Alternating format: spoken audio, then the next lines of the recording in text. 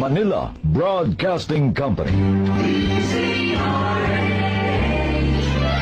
DZRH, member, kapisanan ng mga broadcaster ng Pilipinas. Oktubre 6, 1953, unang sumahimpapawid dito sa DZRH.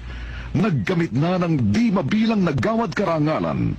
At ng Oktubre taong 2002, ipinagkaloob naman ng kapisanan ng mga broadcaster ng Pilipinas ang Lifetime Achievement Award kay Tiadeli.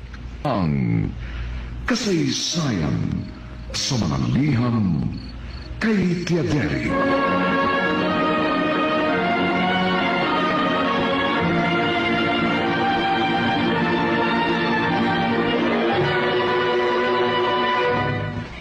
Itong inyong Tiadeli.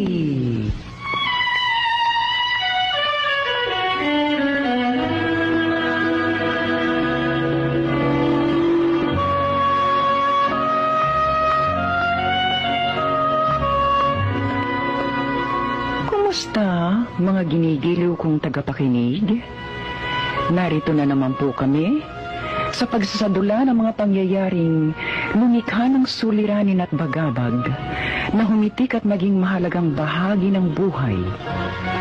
Mataos naming layo ni magdulot na ikagagaan kung di man tuluyang ikapapawi ng hapdi at kirot ng pagdurusa o agam-agam.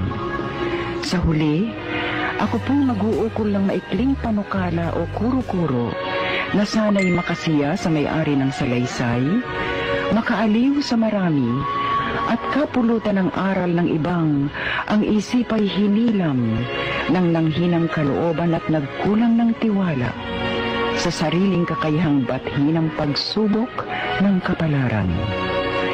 Ito po ang kasaysayan sa mga liham sa inyong Tiadeli.